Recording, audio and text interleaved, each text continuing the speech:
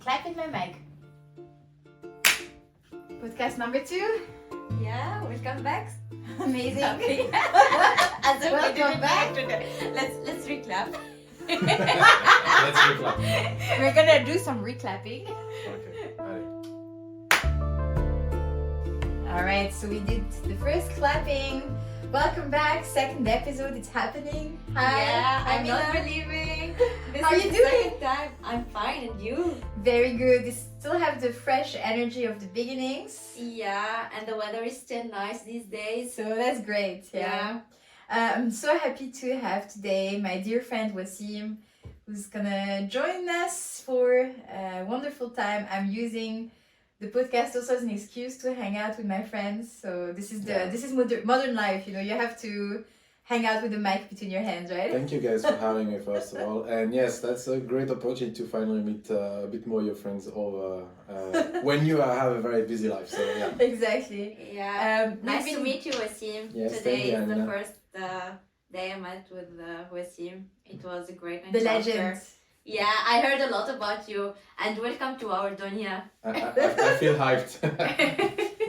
I'm not sure if Ouassim knows what Dunia means. I actually don't know, so go ahead and tell me. Ouassim is a Qbail, you know, is a Kabyle, so the Arabic is not always the same. It's on another level. It's another language actually, a right? lower level.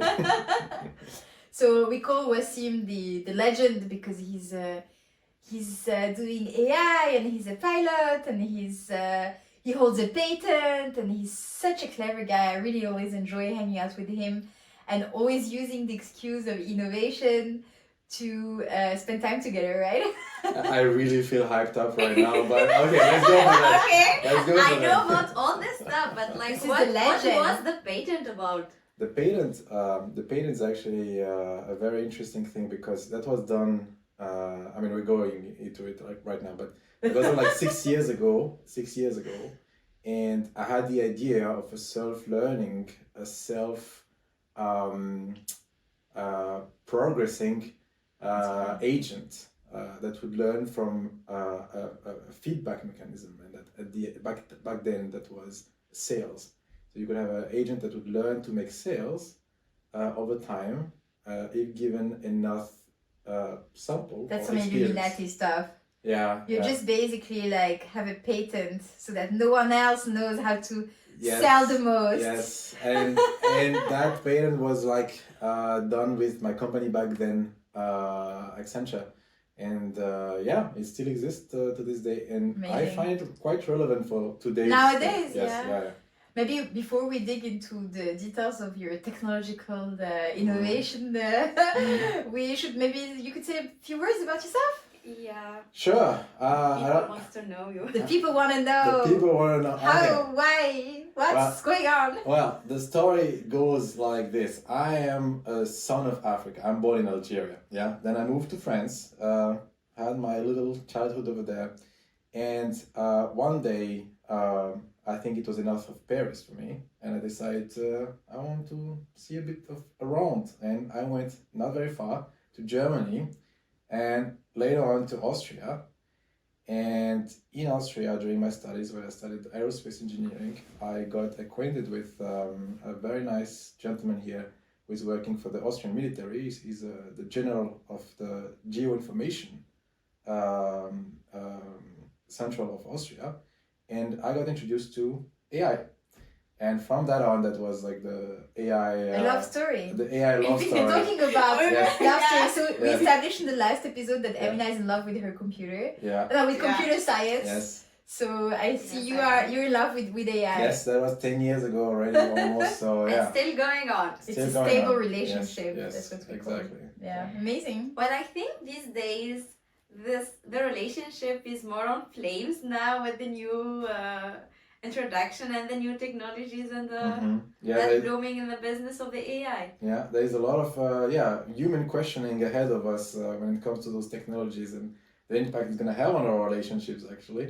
So, yeah. How does it feel for you to be a Northern African, Algerian, French in Austria?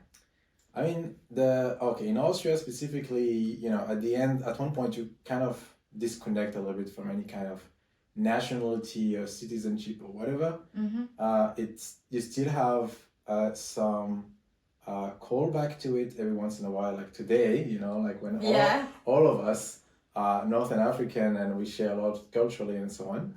On a day-to-day basis, you cannot forget about it, and you focus on other stuff. But then, of course, Austria itself might remind you every once in a while that you're not a local, and that you need like a small clap on the hand, to remind you that, hey, you don't know the words here or whatever. But it's okay. It's okay. You just like have your bubble around of international people and you just move on. Yeah. And how is your German? My German is absolutely fine for street survival. So I can like be on the streets, talk to anyone, Okay. order my food, and that is it. That's the survival part. Yeah. Like me. Yes. Good enough. And I'm plateauing here. I'm very happy about that level. I'm a bit ashamed of it, but I'm very happy to stay there and to not move forward on this one. That's so bad. Yeah. It will come. So it's passive learning eventually, That's what I tell myself. It's gonna pop up at some point. It's very passive, very low level passive. Yeah. So after the short technical break, I wanted to talk to you about Dunia. So you still didn't figure it out, right? No, you guys are holding up on this. Oh my God. You're just teasing me but not letting me know. So tell me, what is Dunia? Actually, it's quite funny because it's a little bit related to what you and I, in the last times we've been drinking coffee together, what you and I have been discussing. So it's like, it's this existence on Earth in opposition with the eternal existence of the soul.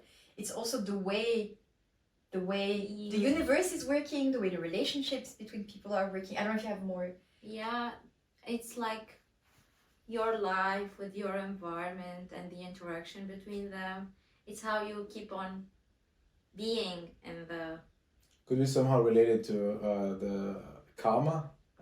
No, it's not karma, but like is how you are living on Earth before eternal life. Okay. You may even use Dunia like existentially, like chaîne de vie. Dunia. Yeah. All right.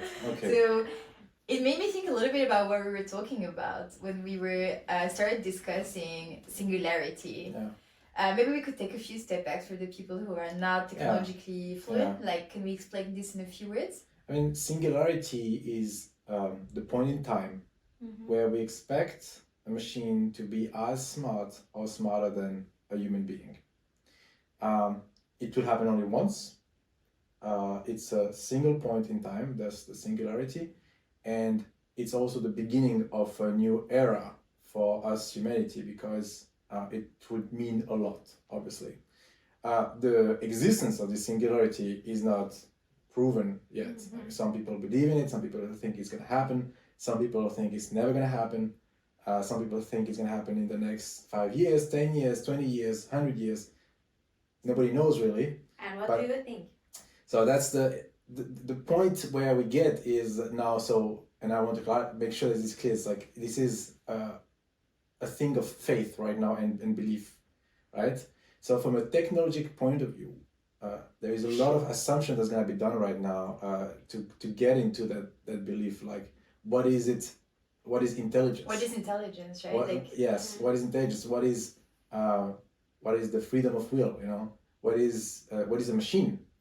Are we machines ourselves? What separates us from metallical silicon-based computer?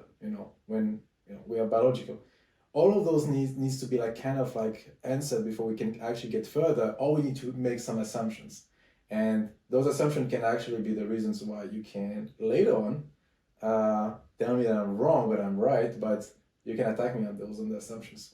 But to answer your question about singularity, I do believe in it, and I think the coolest thing about it for us right now is that I do believe it's going to happen in our lifetimes. So all of us right now, rather young, I think we're going to witness it. And that's how far right now my opinion goes on the existence and timing of it. I learned about singularity when I was studying neuroscience already, back in ancient days. And the way we approached it from a neuroscientific perspective is we know that we can model certain brain functions like memory or decision making, like classifiers, by using artificial neurons that are a little bit of a bad simplified copies of the neurons we have in our brain. This is how AI works, right? So artificial intelligence is based on copying the neurons we have in our brain in a very simplified and extremely bad Basic. copy, yeah? Yeah. And then you would reproduce functions. And then how I learned about singularity the first time, I think I was 19 years old or something, it was freaking me out, is that my neuroinformatics professor, whose job was to copy brain structure into computers, said, one day, if I'm able to map every single neuron of Sabria and put them into a very powerful computer, and I only observe the behavior of Sabria,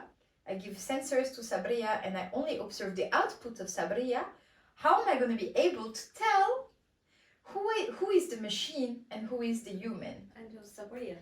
But it's even beyond the Turner's, the Turing test. It's even beyond this knowing if you're talking to a computer or to a human. I think we're pretty much there now already with ChatGPT. It's really the complexity of thinking, the emotion, the sense of consciousness as well. Yes.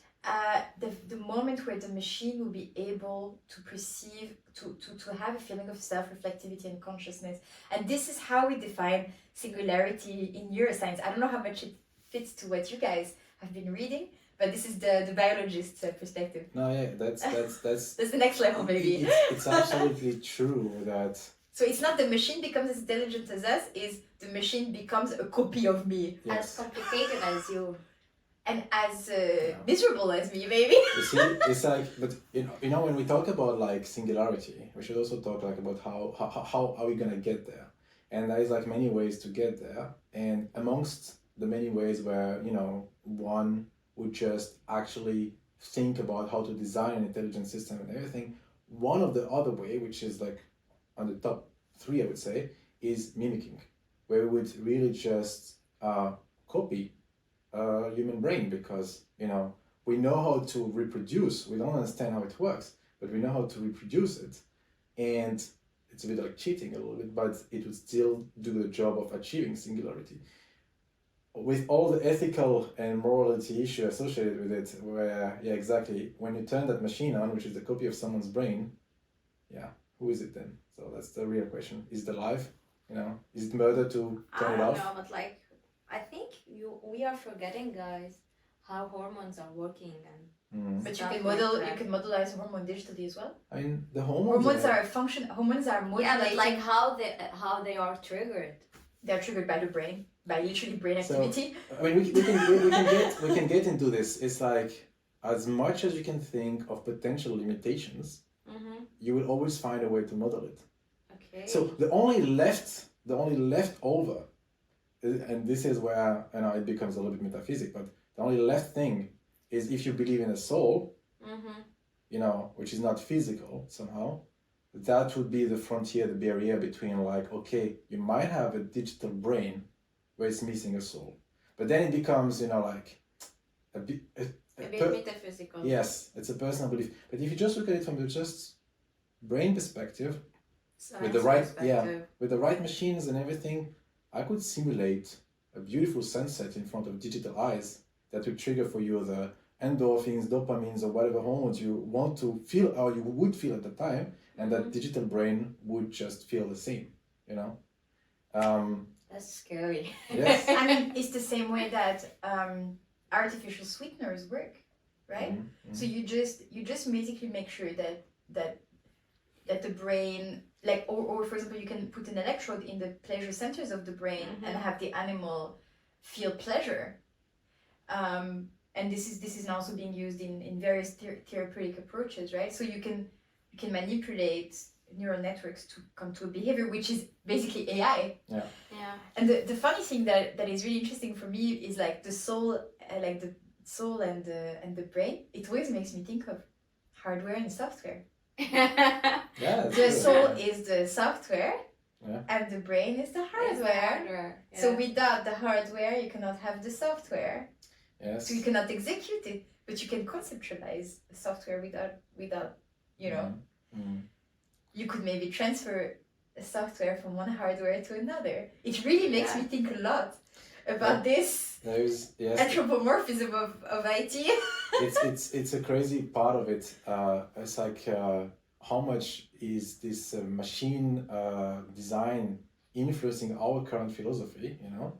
Or did we actually also put that first into the machine itself? But it's the way we perceive stuff. You know, we know we have eyes, and we know the eyes are a little bit separated from the brain, like they're in front of it. And then we created cameras which has like optical sensors, and then behind it the same functioning as the eyes. Yes, and this mimicking actually is very important, because when we talked about singularity earlier, that there is a strong possibility that we can achieve singularity without even knowing how we did it, just by simply mimicking.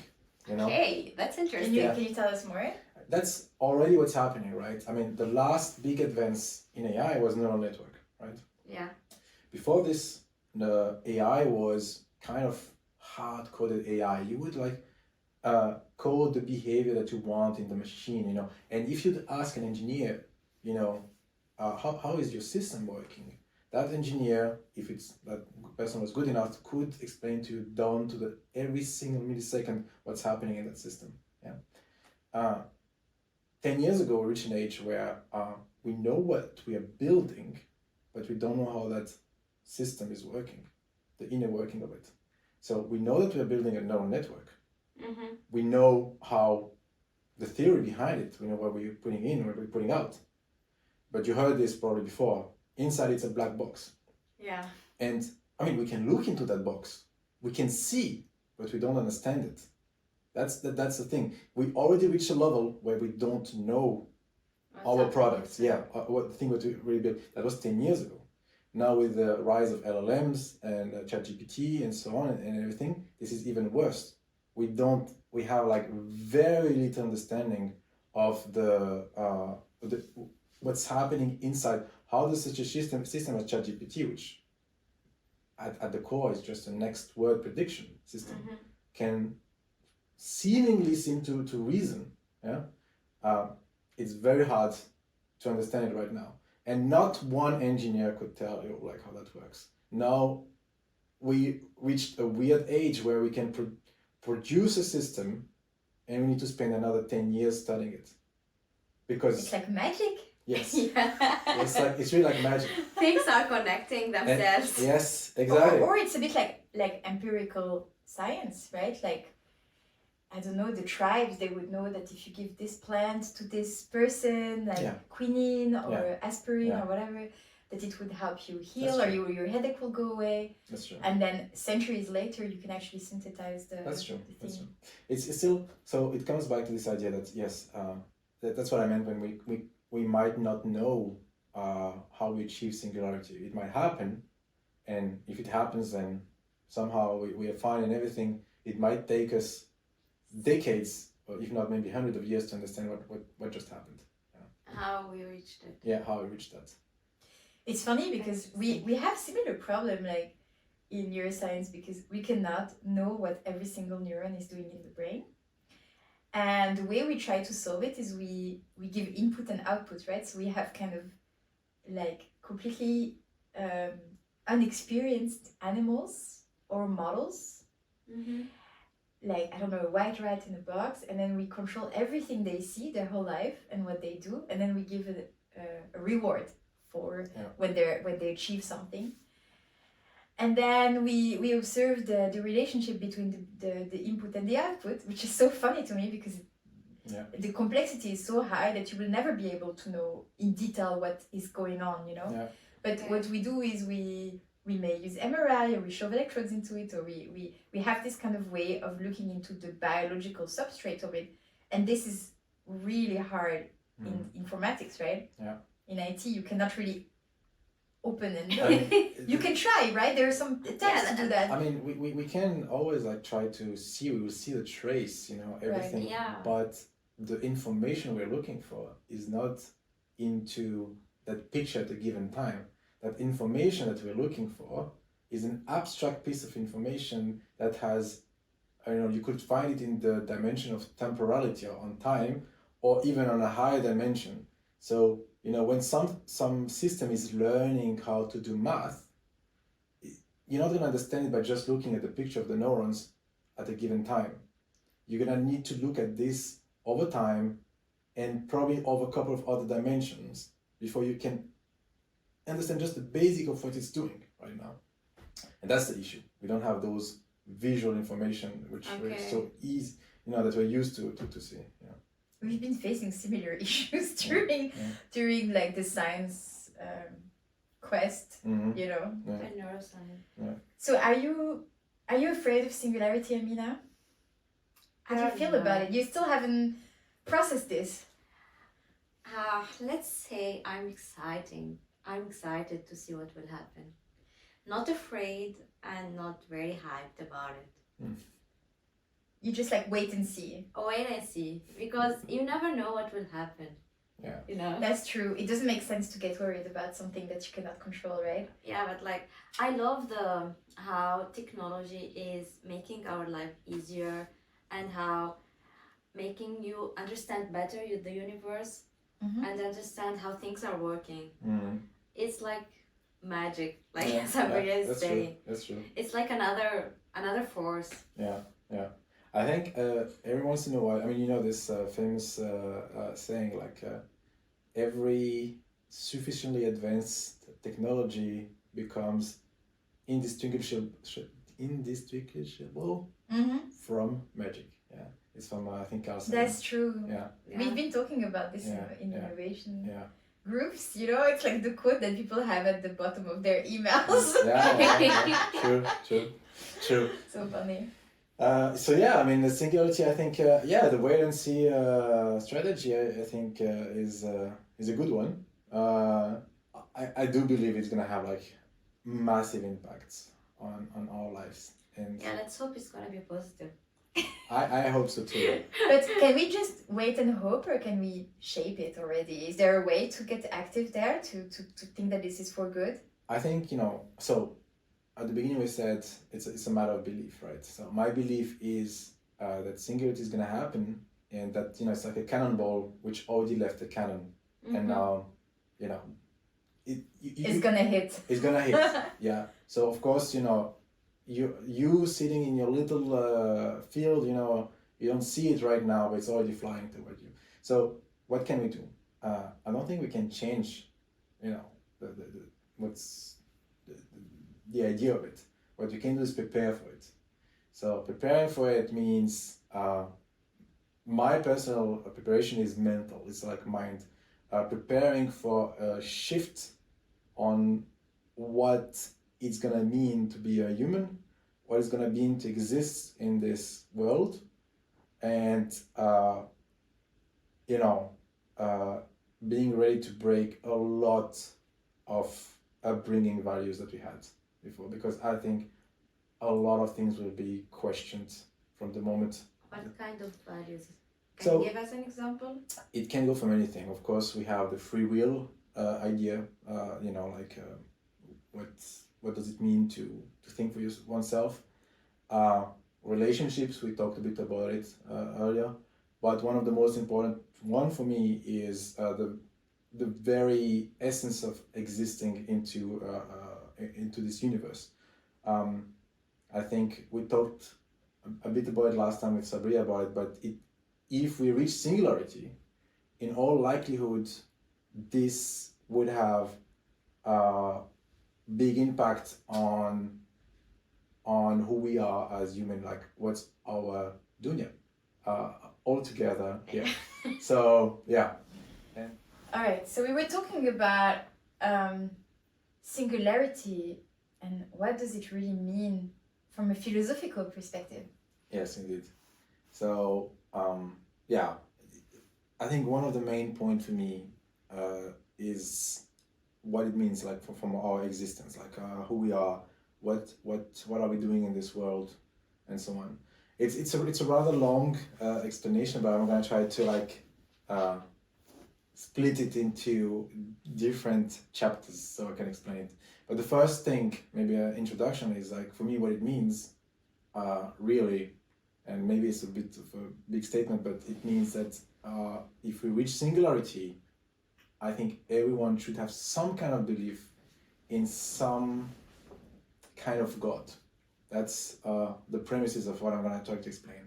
But keep in mind that we need to look at this far away from religions, but just God as an entity. So the main idea is that if we reach singularity, what does it mean factually? Let's ground ourselves back a little bit. It means that we created a system, a machine, or whatever, which is as smart as a human being, at least one. Yeah, and if we go with this assumption, this means that this being, now let's call it the being, is capable of achieving what any other human being can achieve, right? And the most likely outcome of such thing is, if we reach singularity once, this machine that was created will probably be duplicated many times. You could say Russia is having one, China is having one, the US is having one, for the first couple of years, but then after 10 years, everyone's having their own little, being in their pocket or whatever. And this part is important because then we reach a bit of statistical part of what I'm trying to explain. We will have a lot of very smart AIs everywhere. And I think one thing which is very common and still exists into our way of thinking as a human being is this safety precautions, like the way we evolved and everything, we're always trying to be safe. And with this in mind, the moment we're going to create those AIs, some of us will be risk takers and we'll just let those AIs, live amongst them and so on. And some of us will be on the opposite side of the spectrum and will kind of like cage them, or at least put them into an environment where they could not escape from. And if they cannot escape from this, they would only know that. So let's take our being again, and let's this time put it into a world that once they're born in, they only know about this world, and they don't even know about anything else, actually. They would just know that world for that being. The moment we turn on that computer, they only know that. And, an easy parallel is like when you start your Sims game and you have your little Sims playing inside, right? Do you have some childhood memories of The Sims? Did you play The Sims? No. Do you know what it is? No. I think we have to do the cultural break to explain The Sims. Because it's not clicking. It's like a game where you have, how would you call it? Like you can have humans. Yeah. And they're Sims. Yeah, you have a tiny house and you have Sims, which are just humans, Okay. and you make them live their life. But then some things are happening, like they fall in love, they have babies, then they have a fire, they die in the fire, get drawn in the pool, and you have to... that kind of games are called Sims. Yeah. Yeah, you have to control what they do, but something is often going wrong and you have to rescue it, and so you're kind of the god of the universe, Yeah, exactly. Yeah. You just like, and the view also is very interesting. You look from above, like all the time, and just you have those tiny guys going around. Actually, the game analogy is very good because games are always around. Any character in a game, right? Imagine now this character would have this sentient intelligence, right? This would have reached singularity. That he's conscious, maybe even. Yeah, he's conscious. Yeah. That character, so it's out of your reach. You cannot really. You just let it do its stuff. That character would only know the world that they live in. So Lara Croft would only know this like dinosaur, whatever shaped island, and whatever other games would only know Harry this Potter world. would know Hogwarts. Exactly. And maybe they would not know about ChatGPT yet. That would be Yeah. their only world, right? And this is a very important part of it. The player or the AI would live into a world, and that's would be most likely the only thing they know. That's for the safest approach. If you remember, I was talking about the risk taker and the one which are not taking risk. Because the other one, some people would just let the AI live with them, amongst us. Yeah, that's okay. For example, have control over physical objects or into their brain implants or stuff like that. Just look at how we have ChatGPT. The first version of ChatGPT did not have any way to browse the internet. Yeah? And so it was limited in terms of interaction it could do. And now it can browse the internet. Yeah? It's similar, although ChatGPT is not sentient, of course.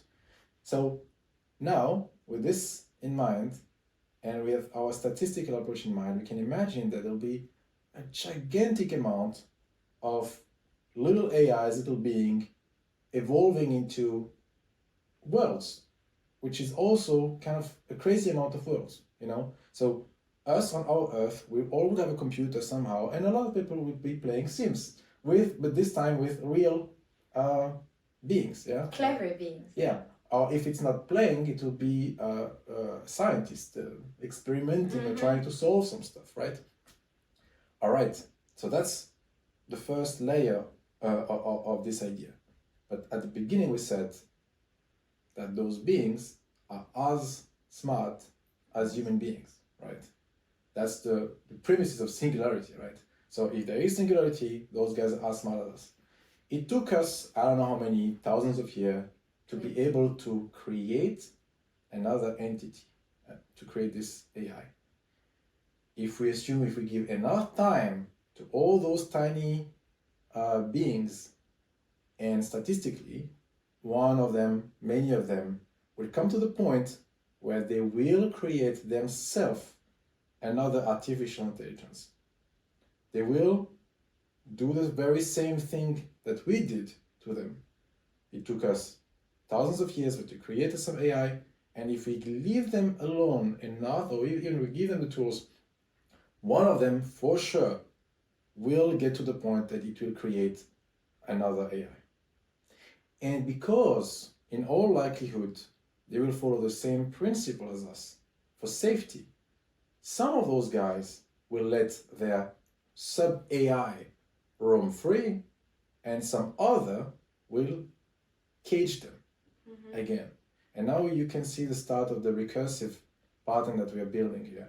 We are here, we built on our world, on Earth, on the top of it, we built millions of little AIs and millions of little worlds, and down one level, thousands, if not millions of those AIs themselves created other AIs, and this goes down and on and on and on, and this can go on forever, like a tree.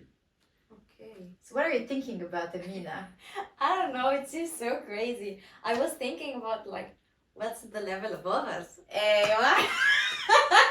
Who made me? Here we get. Who made me into my mini AI? Yes. Here we get to the most important question, because now we were all thinking about the same, and I think everyone is listening is thinking about it as well. Am I a Sims? Ouassim, am I a Sims? So before we get into this, I think the important question is to put some math into it. Yeah. We are, let's assume right now, for our thinking, that we are the original world, we are the root world, at the beginning of the tree. And all the worlds under us are like simulations, yeah? It means the chances, if we take all the worlds, the chances of being in the original world is 1 divided by whatever amount of worlds that exist. And if you assume millions of billions of worlds, it quickly converges to 0, very fast, the chances of being in the original world, And here comes the right question that you ask, Amina, is but hey, who tells us that we are not just like one element in this infinite chain? Honestly, nothing. The probability is higher, right? I mean, for us not to be down the chain rather than up the chain. The highest chance, the chance of being the root world is 0. None. So if we just assume that it's possible to create an infinite amount of sub-worlds, then naturally we should also understand that the chance of being in the root world is infinitesimal 0. It's like close to nothing. But our human arrogance will have a hard time accepting this. But that's what singularity for me, because I'm coming back on your original question, that's the most important point of singularity for me, is that it really means that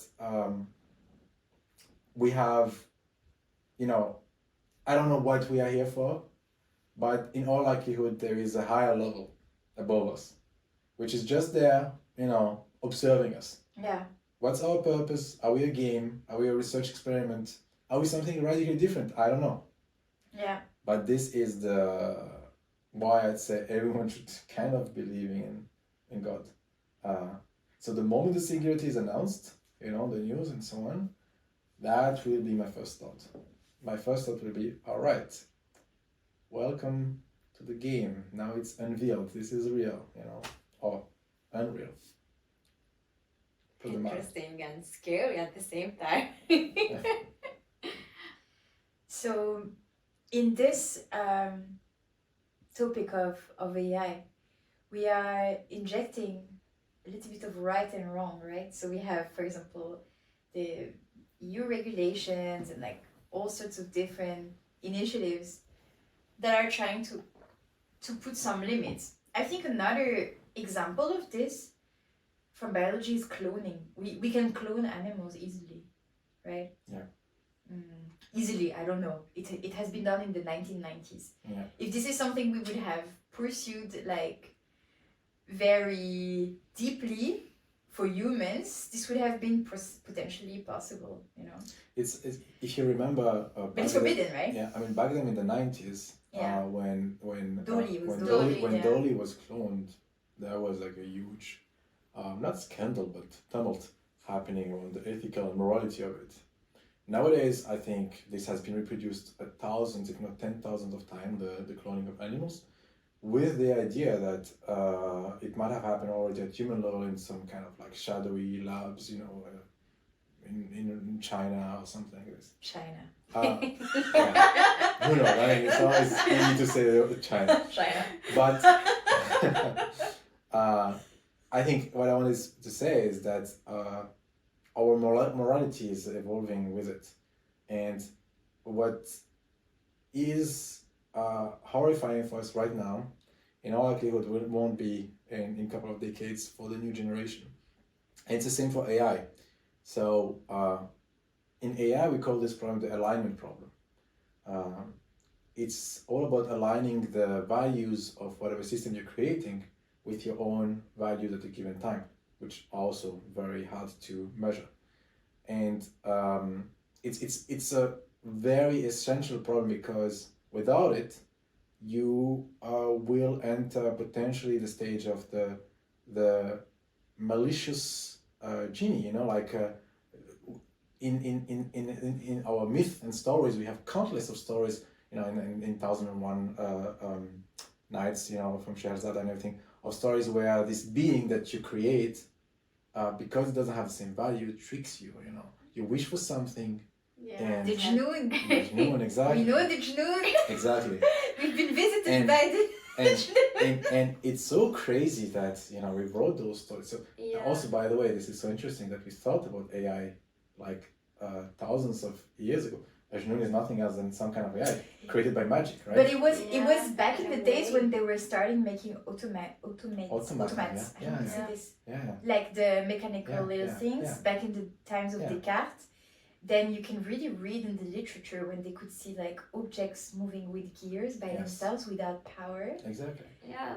So we have this idea of the alignment already like back then, but they're more as a trick, you know, like, hey, if you don't ask the right thing, you know, they will trick you. You have to prompt the Jnoon. It was the beginning of prompt engineering, yes. Okay, I never thought it in this way. Oh my god. Aladdin was the first prompt engineer. So. Oh my god, you're giving it a new perspective. It's called the Oriental technophilosophy. Yeah. Oh my god. That's a great way of thinking about it. Yeah. Aladdin was the first prompt engineer. Oh my god! Maybe there should be a title of this podcast. Yeah! No, but you know, another idea that is really freaking me out, and I think we were also discussing this, is when we think about singularity, or when we think about the creation of intelligent beings, whether it's in a computer or whatever format it takes, you know, because you can also have bioengineering of intelligent beings. First of all, has this ever happened in history? And the second question, I think that we were also chatting around coffee because we like to get a headache whenever we meet, is did it ever happen in another planet or in another universe or in a civilization? So you basically when it comes to, sorry, I forgot the question actually. The question was, I'm gonna prompt you again, like Aladdin. The question is, if we can think of making these little baby AIs, Sims. We should play The Sims. You would love it. This is it's like Barbie on steroids. It's a great game. It's amazing. Like, oh my god, I discovered so much about human interactions. When did you play it? As a kid. It was like a game As from a the spoiled late kid. 90s, early 2000s. I think I was not allowed to play it at home, but I was definitely going to my friend's place because they have sex and everything, you know. I think by the way, because the game, it was a vibe. Yeah, but it was back then. The games were mostly played by guys, but this was one of the games that has probably the best parity. Between genders. That's true. Like girls love girls to play and this guys game. played that. It was the best. This and Adibou. Yeah, Adibou also. I don't know. Yeah, I've it's never like played it. I think it's Maybe I'm too young. Okay. Whoever is like not Okay. understanding those Sims and everything, like right now, who's listening to us, you just go ahead and Google it like quickly, because I think there's gonna be a recurring example right now. It's gonna come back in the podcast. So I was asking myself if we are able to make these mini things. The limiting factor is probably like, you know, if you think about AI and you put some constraints, you want to make some mini intelligent neural networks or agents, and then you try many things and it's always failing, and then at some point you just cut the costs because it's costing too much on energy level, so you pull the plug. And in the real world, in this Dunia, we also have energy limits. We have entropy, and we have energy limitations, you know. So there's always this idea, like, there's this idea, for example, is this the reason why the pyramids were made and the Atlantis was like, you know, all this big civilization would disappear because they had their fingers on a form of AI, maybe not the same as us, but a form of crazy, intelligent Jnoon. And then there was not enough energy, so the society collapsed, and then we had to start from scratch again. I mean, I don't know. The thing is, you can keep this analogy with the game always in your mind, but when you design a game, you know, if I'm going to design a game right now, let's say I'm designing a game, okay, maybe a bit more modern, let's say GTA, everybody knows GTA. Do you know GTA? Yeah, I know. Okay, she doesn't know The Sims, but she knows GTA. She's a real G. It's like I can see that's the gangster in you. But if you've seen in those games, they always want to give you an open world. They give you the impression that you can go all around, be free, and so on. And sometimes you lose yourself in the game, and you really feel like you can go anywhere. Oh, this game is gigantic. It's gonna take me hours to visit every single corner and everything. But it's just all kind of fake, right? And where this fake part is even more visible is when, for example, you zoom out on the map of GTA and you realize it's an island. Interesting. And then you try to swim away, and you're gonna swim for hours, never reaching anything, because the programmers didn't program. They did not program the rest, but even worse, they were even more insidious. They programmed an infinite ocean that keeps repeating itself, you know, as far as you go. Do you see how much this guy was having existential dread? That as a teenager he was trying to swim away from reality? Yes. I mean, I've tried. If you go on YouTube, there are 10 hours videos on people trying to get away from games. It's like crazy. But now okay, I discovered a subgenre on YouTube that I didn't know I needed. Because when they do this, they are challenging the programmer, you know, and that's, I think, where everyone, they want to see the limit of the game. Exactly, and I think that's what it's interesting. And Now coming back to what you said, not on the pyramid and everything, and I can come back at this a bit later, but on the universe. The universe is way too well designed when it comes to this. Let's assume there's a singularity and we are in the sub-world and everything. That thing is gigantic.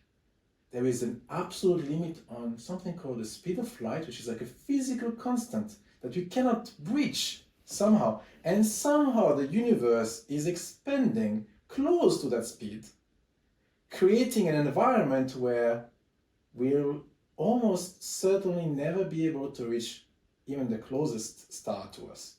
Mm-hmm. That sounds awfully a lot like this infinite ocean of GTA. I think you're drawing a lot of analogies. Yeah. I don't know. but I have a question Yes. that just popped in my mind.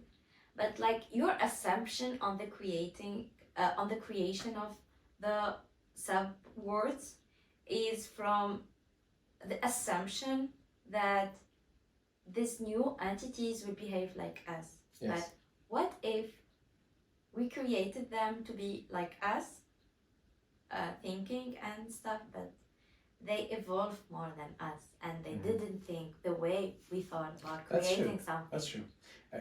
So I think in the idea of us humans, first of all, we have a lot of diversity. We have kind people, we have aggressive people, we have people who are afraid and people who are not, and so on. So first of all, just in us, we have a lot of diversity. So when you're gonna come to creating those sub AIs, this would reflect. Yeah. So you're gonna have some very afraid AIs and some very adventurous ones and so on. And nothing stops some of them, of course, to evolve further than, or not further, let's say in a different direction than how we are. I think this is absolutely possible, and this is also another scary part of Singularity, because right now I could only Almost shine. as scary as Gen Z. Yeah, exactly. Yes, they're like radically different. They are so scary. They are with evolving like way further away from us, Yes, Yeah. guys, as we could have not designed them like we this. don't understand It's them on anymore. them. Yes. But yeah, to answer your question, it's like, so we can't shine light on what we think we can understand. Okay. And just statistically, this is gonna happen. The one that I think I described to you, some will create some subworlds and everything, just out of mere statistics. But what about all the other ones? You know, the 99% other ones who are gonna do like some weird stuff. That's gonna be even more scary. I don't know what they're gonna do. We cannot even start to comprehend. Okay. But that's a very interesting thing, because it's gonna go in every single direction, and one thing for sure is that nothing is given. What do I mean by this? Even on the subworld that we have like closest to us, when you look at the video game, it doesn't look like real life. There's always a bit of degradation, right? Mm-hmm. Something went down for whatever reason. Most likely because our reason is like energy. You know, we don't have enough energy to create accurate system like our world. Mm-hmm. But we have a great world which is just two-dimensional. Mario, if you remember, is a two-dimensional world, right? Yeah. And it doesn't need as much energy. So already we broke one rule of physics. You know, when we went down one way, we removed one dimension. And this can go on and on and on. It can go in every direction. Gravity, why does it exist? It's just a physical rule, right? We have some games where there's no gravity. Yeah? There's some games where the logic is totally different. And that's absolutely fine. You can have something evolve in it and exist. We have some game where there's an infinite amount of some resources. So there is not this idea of finite thing, you know, because we live by thermodynamics law, you know, that everything is finite and everything, and energy just transforms and everything. But it's not crazy to imagine a world where there's an infinite amount of energy. Yes. And why not create it, you know, if you can simulate it. And this can go in every single direction, like every single direction. There's no limit. It's like gloves off, you can think of whatever. In all likelihood, it will exist in this subworld. But you can always pull the plug. Yes and no. But if my little AI is imagining things in his sleep, I don't care. If you pull the plug, I can just cut the cable. Yes. What does it mean? It will still exist in his mind, but not in mine. So, who tells us that right now the plug hasn't been pulled and replugged on our world 1,000 times? The pyramids. Sorry, I'm watching Discovery Channel like History Channel. The pyramids getting too close to the plug. The pyramids. Well, what I'm trying to say is if you would pull the plug right now and wait 1,000 years and put it back, nothing would have changed for us. Oh my God, this is the Matrix. No, wait. It's like nothing would have changed for us. We would imagine if someone would pull the plug right now in this conversation, at this very second, wait 1,000 or 1,000,000 years and plug it back. But then you have this glitch like. We would not know it. but if we don't know it, it won't be a problem for us. Exactly. For what it's worth, we might have been created by some intelligent advanced being above, then lost and forgot into archaeological museum, and someone found us back and put us back, and nothing changes. Yeah, for us. You know? So for putting the plug does not mean much, really. And if it's off forever, it will happen in a matter of nothing, and not even a second. It will just happen, and we will not know. Yeah, it's like when people die, we don't know what will happen. Yeah. This is making me like infinitely sad. Or I mean, I think it's great because. Or maybe it's freeing, you know, because my PowerPoint presentation for Tuesday doesn't really matter anymore. Yeah. yes, that's true. It's I think it's so back to your question about like whether we like The Sims. If you stop playing them and you log in again, they're there. Are they? Yeah. Yeah. They don't care. They don't know what time that the time passed. Oh my God, to be a Sims. Yeah. But back on your question, you know, I think so. If we stay on this idea that there is a higher level and a higher dimension just right above us, you know, for our world, I think it's absolutely likely that whoever is having fun up there, the scientists, the students, or the gamer, whatever, at one point interacted with us. Now we're going a bit into religion. When you play Sims or GTA, you know, sometimes you really actively interact with the game. And sometimes you just put your character in the car and you just let the car be driven and you don't care, right? Mm-hmm. It seems like right now we're in a phase where whoever's teenagers above us got bored out of us and doesn't really want to interact with us anymore. But maybe thousands of years ago, they were very much into the game. You know, giving us some teenager in the Middle East, I guess. Yeah, giving us some cheat code to, you know, split the water in half or fly things around, and you know, who knows? Who knows? Everything is possible. All those stuffs are absolutely possible if you assume that the singularity is a real thing. You know, also it doesn't even break the rules of the game. If you want to go through a wall, you know, we are mainly constituted of nothingness. So technically, if we align all the atoms in a good way, we could go through that wall. It's just a matter of cheat code. And, you know, someone putting it. So... Okay, Hogwarts. Exactly. I think Ouassim has been in front of a computer for way too long. Yes. No, and actually... No, I really like the way you think. Like how can all my favorite video games be true in the same universe? I think you know. How long have you played with these games? You know, it's actually funny. It's like, you know, because you know we've been, all of us actually have been witnessing such stories for a very long time. The schnoons, you know, like the AI taking over. Already like many years ago there was like all those movies, we have seen the Matrix and so on, but even further in the Indian philosophy, the Bhagavad Gita and so on, there was always this idea of more, and questioning strange and questioning the very much reality. Or we also had our French philosopher who came down to the metaphysics, the devils, and and at the end, you know, most philosophers would come down to this idea like okay, we have also the allegory of the cave, you know. Everyone came down to this very existential question, is like, what is reality? And everyone kind of came down to this idea that, okay, the only thing that really exists is me. That's the only thing. You know, it's like... as a neuroscientist, I agree. You know, because nothing, you know. Thank you for the comment. As a pseudo neuroscientist who never finished a thesis, Yeah. I agree. No, that's such an important Because part. you only see through your eyes. Exactly. Maybe whatever experiments I'm making, whatever measure instrument I'm making, I'm still gonna have to decode it, encode it, and decode it in my brain. Yes. So the only reality is my brain. Yeah. You know? And this question has been with us, humanity, before technology. We always knew, we always question the reality. And I think this is a very nice hint, like early on, that we felt something was off. We felt early on that something is off in this thing, you know? And yeah, we said, okay, but what is reality? What do I see? You know, and so on. Yeah, it's like how people perceive the world. Like, I don't see things the way other people see it. It's like what they say, like, reality is not what happens to us, it's the ways we see it happening to us. Yeah. I think like that's the reason of such Exactly. sentences or thoughts. That's crazy. Wow. Our mind is the secret You of just everything. reprogrammed me now. So what are our conclusions, Amina?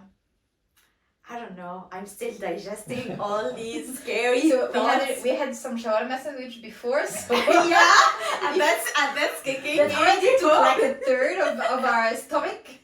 And then if you add the singularity, we are full. Yeah, but seriously, like, we shared a lot of things that I didn't even think about them or consider them. Yeah, I have been reading about singularity here and there, and like seeing a lot of assumptions about it and a lot of hypotheses about the subject, but like never saw it the way Ouassim talks about it. Like, I think he really dig deeper into the subject. Yeah, I think, you know, it's like, for me, I came down to those ideas like a couple of years back when I started working in AI. It's still something that I'm trying to cope with. I think it's a very interesting topic, but I don't have an answer like, okay, what to do with this information now. I don't know. What I want to do maybe is to look deeper and like, yeah, that's the only thing one can do is like try to look for more knowledge or try to, because you know what I liked about it is like how you connected a lot of dots regarding it. You were talking about it from a technological perspective. But Amina, put your microphone. Okay. You are talking about it from a technological perspective, a religion perspective, a history perspective as well, and then philosophy, and even the metaphysics and the spiritual and stuff. So you were talking about it from all the perspectives of our Dunia. Yeah. That's crazy, girl. And then, like, I think we choose the best word for our podcast. Name. So, is this kind of like, talk to me about Ouassim as a kid. Was it something that you were busy with? As a kid, I was always like kind of obsessed with the universe. I mean, that's why I said aerospace, right? You have to say that you're an aerospatial engineer. Yeah, I mean, it's like it's You said it. I think You said it, I think it's I think that was already putting me on the path towards this kind of thought, because the idea of the infinite, right? Like this world that we live in, questioning to some extent, like, okay, but why is the universe expanding? Or why is there like this absolute constant speed that you cannot breach? Like, what? Why? Like, who is the policeman?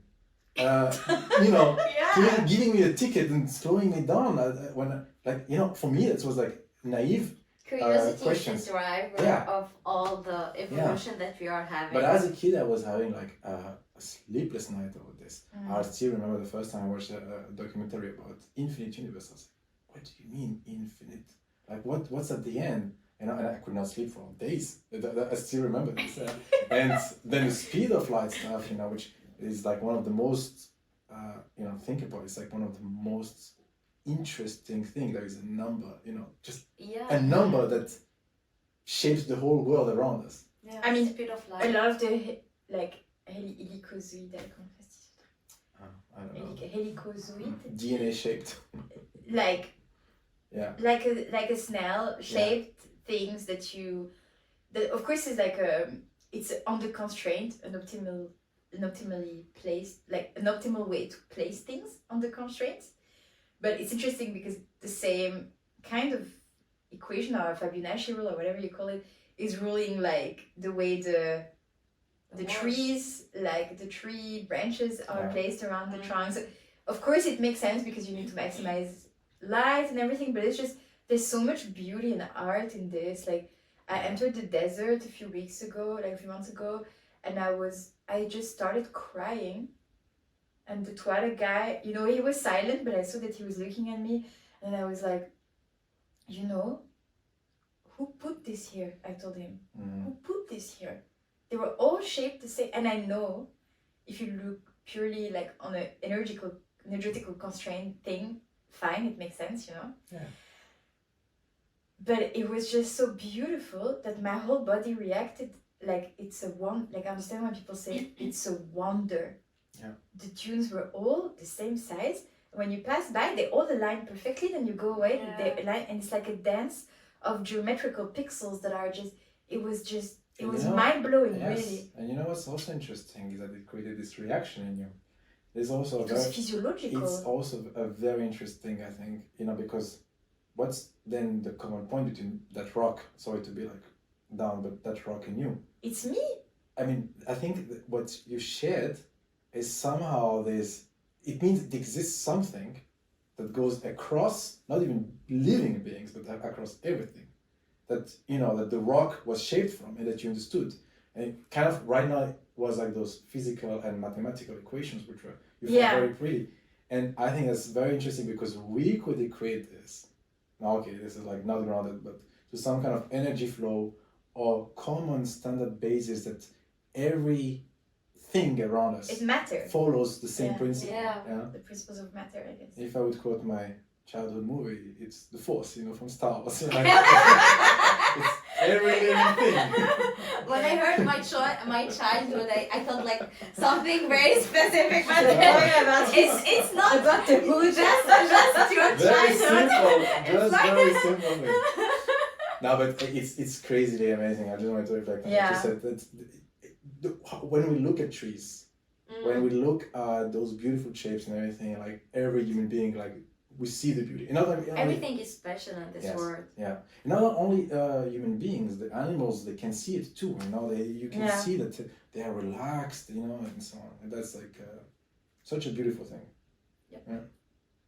I think it's getting dark here. And it's a great conclusion, right? Yeah, like everything is beautiful. It was really beautiful to have you. Thank you very much for having me. It was great to talk about it with you. Thank you so much for sharing your thoughts. I always feel so inspired when we exchange. And we have so many more things to talk about childhood, about growing, French-Algerian in France, which are so many things that we talked about. Maybe you should come again. There's so much to be invited, right? So we will invite you. We will have you again because there's so much alignment here. I think in our experiences and being in such a foreign exotic country. I really liked the talk and everything about it. It was like so fluid, Yeah, and thank you guys for the questions because you actually also helped me refine my own thoughts about it. Yeah. Yeah, it's always good to exchange ideas and talk about them. Okay, so we're gonna have some sleepless nights too. Thanks to you. Thank you, Ouassim. And I will have to work on my Sims knowledge. That's for sure. Amazing. So once again, like and subscribe to my channel. we said it has to be like some weird American accent, right? Thank you all. Thank y'all. Okay, this is going sideways. Anyhow, that's it. for today's Yeah. episode. I hope you liked it and the way we did. And make sure to improve your Sims knowledge. And try to swim as fast as possible on GTA. Alright, and the And, next episode. Maybe we'll ask Ouassim if he has something final to say. Final words. Some final words. Yeah, life is a game. Just go on. Okay. Then that's it. That's it. See you next time. Yeah, Bye. thank you. Bye.